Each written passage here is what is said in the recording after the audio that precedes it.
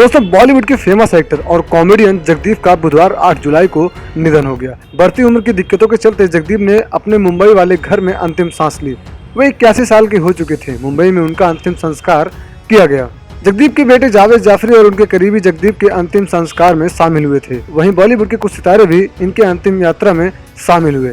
जगदीप जाफरी का अंतिम संस्कार मुंबई में परिवार वालों और करीबियों की मौजूदगी में किया गया। लेकिन आज इस वीडियो में मैं आपको जावेद जाफरी और उनके बेटे से जुड़ी एक ऐसी सच्चाई बताने वाला हूं जिससे शायद आप सभी अनजान हैं। जी हां, सच्चाई ये है कि जावेद जाफरी बहुत दिनों तक अपने पिता से नाराज थे, मतलब कि उनसे काफी नफरत करते थे।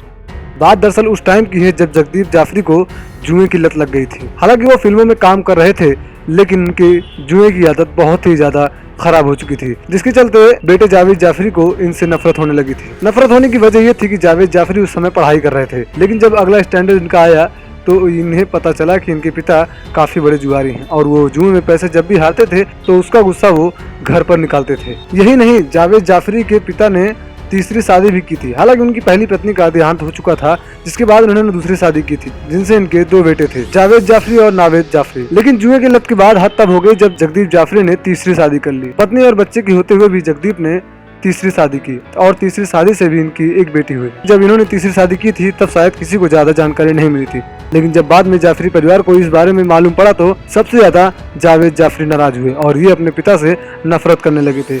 इनका नफरत का सिलसिला बहुत ही दिनों तक चलता रहा, लेकिन जब इन्हें मालूम पड़ा कि ये उनकी जिंदगी का एक हिस्सा ही बन चुका है, तब उन्होंने अपनी नफरत को प्यार में बदल दिया और बाद में वो अपने पिता के साथ रहने लगे थे।